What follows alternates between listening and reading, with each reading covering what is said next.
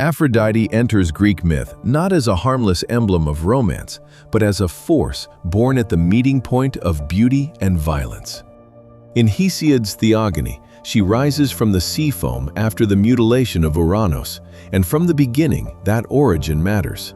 She is radiance born from rupture.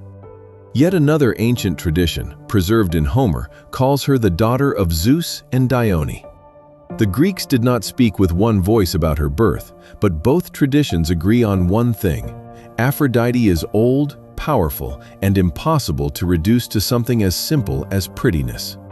That becomes even clearer in the Homeric hymn to Aphrodite.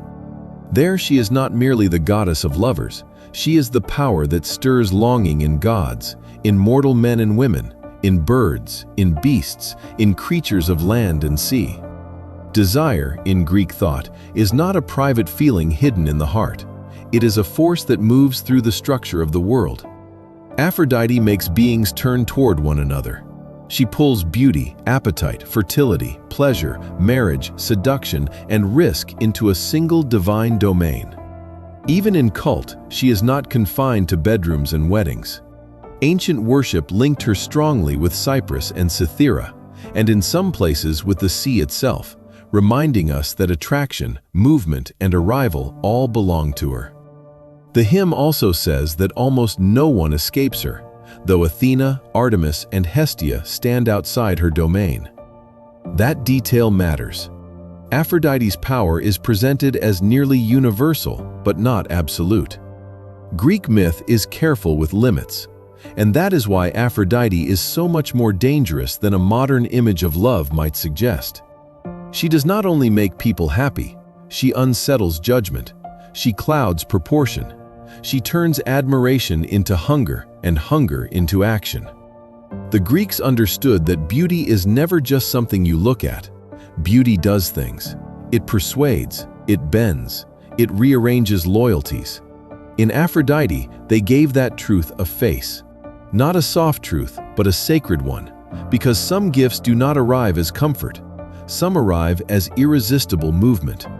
Source basis for this block: Hesiod on the foam birth, Homeric and later tradition on Zeus and Dione, the Homeric hymn on Aphrodite's sway over gods, mortals, and living creatures, and cult context tied especially to Cyprus, Cythera, and maritime worship. The most revealing story about Aphrodite may be the one in which she herself is made vulnerable. In the Homeric hymn, Zeus decides to humble her. She has made gods desire mortals and goddesses desire mortal men. And so Zeus places in her own heart a sudden longing for Anchises, a beautiful Trojan prince tending cattle on Mount Ida. The reversal is perfect. The goddess who governs desire is forced to feel it from the inside. She comes to Anchises magnificently adorned, shining in gold, fragrant, overwhelming, but disguised enough that he can still approach her. He sees at once that she is not ordinary. Her beauty is too exact, too luminous, too complete. The hymn lingers over the jewelry, the robe, the radiance of her body, because Aphrodite is not only loved, she is epiphany. She appears, and appearance itself becomes an event. But after they sleep together, she reveals her true identity, and the moment changes at once from seduction to dread. Anchises is terrified because mortals who lie with gods do not remain untouched by the experience. Aphrodite reassures him, but she also warns him not to boast of what has happened. From their union will come Aeneas, but the story is not told as a simple triumph. Its real meaning is sharper than that. Aphrodite can make the whole world yield to desire, yet she cannot stand outside desire as if she were immune to it. Even she can be exposed, shaken, and brought into the humiliating closeness of mortal love. That is one of the deepest ideas in Greek myth. Power is never safest when it seems strongest. Often it is most fragile at the point where it believes itself untouchable. Aphrodite's dangerous gift is not only that she can awaken longing in others, it is that longing itself dissolves the illusion of control. The one who makes others surrender is, in the end, also subject to surrender. That lesson echoes again in the stories where Aphrodite's gifts become openly destructive. In the Judgment of Paris, she offers the Trojan prince the most beautiful woman in the world, Helen, if he names her the fairest among the goddesses. He accepts. The decision looks small, almost intimate. One desire, one promise, one woman. But it opens into catastrophe. The taking of Helen leads into the Trojan War, one of the greatest cycles of suffering in Greek myth. Aphrodite's promise is fulfilled, but fulfillment is not the same thing as blessing. A gift can be real and still be fatal.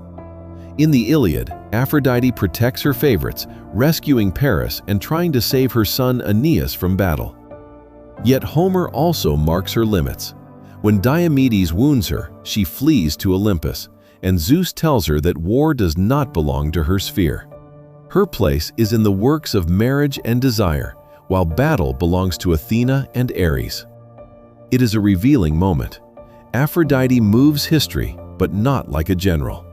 She moves it by touching what people want, what they cannot resist, and what they are willing to destroy for. That may be even more frightening than open force, because armies march only after desire, pride, and wounded vanity have already done their work. Euripides pushes the idea even further in Hippolytus. There, Aphrodite punishes a young man who scorns her by causing Phaedra to desire him. The result is shame, accusation, and death. In that tragedy, the danger is not lust alone. The danger is contempt for a force that humans are too proud to respect and too weak to master. That is the final epiphany of Aphrodite. She is not in Greek myth merely to decorate the world with beauty.